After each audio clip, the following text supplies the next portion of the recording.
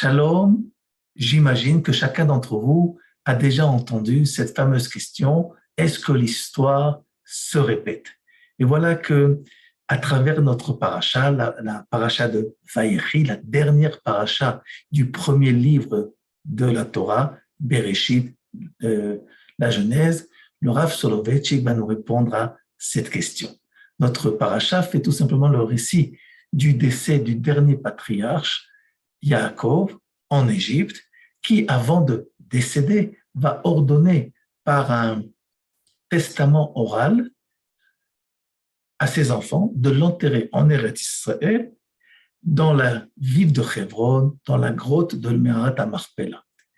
Une fois que Yaakov décède, Yosef se tourne vers le Pharaon et lui demande la permission d'enterrer son papa en Eretz Israël. Et lorsque Pharaon va donner cette permission, il va dire tout simplement, vous pouvez prendre votre papa et l'enterrer en Eretz Israël comme il vous l'a ordonné. Et sur cette expression, comme il vous l'a ordonné, on comprend que sans cette condition, Pharaon ne voyait pas l'utilité d'être enterré en dehors de l'Égypte. Et la vérité, elle est que Pharaon n'est pas le seul.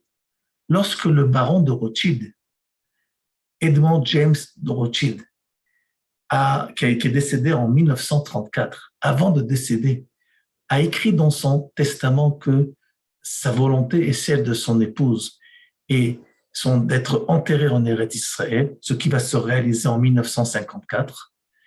Voilà que le général de Gaulle a contacté la famille Rothschild pour leur exprimer son étonnement. Comment se fait-il qu'un Rothschild veuille être enterré en dehors de sa terre natale, la France?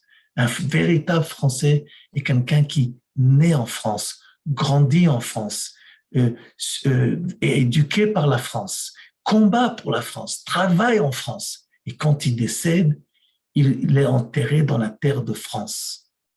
Donc, on voit bien que l'histoire se répète.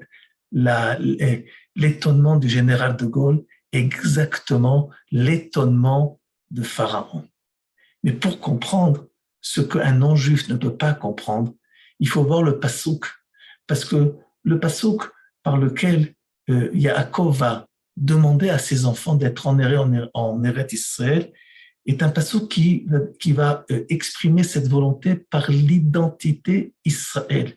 Voilà que Israël s'est tourné à son fils Yosef et il lui a ordonné de ne pas l'enterrer en Égypte, mais en Eretz Israël. Et le Rav Soloveitchik, il nous fait comprendre ici quelque chose qui est extrêmement important.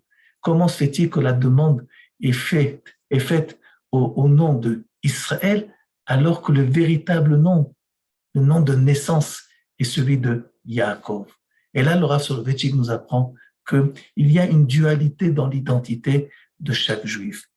Et cette dualité, elle s'exprime par différentes époques historiques.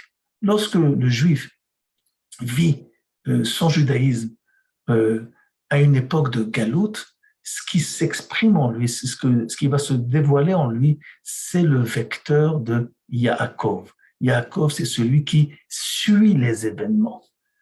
Tandis que Israël n'est pas celui qui suit les événements, mais celui qui crée les événements. Et si on comprend cela, lorsque Yaakov est en route à l'étranger, à l'époque de l'exil, il ne peut que subir les événements.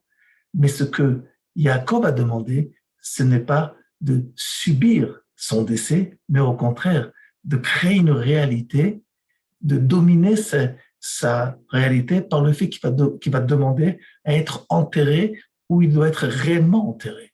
Et donc, le fait qu'on va passer d'une personnalité qui subit les événements à une qui crée les événements, cette demande va se faire par l'identité Israël, pour nous faire comprendre que à chacun d'entre nous, cette dualité existe et que nous devons faire l'effort de passer de l'identité de Yaakov, de celui qui subit, à celle qui crée les événements, celle d'Israël. Shabbat Shalom.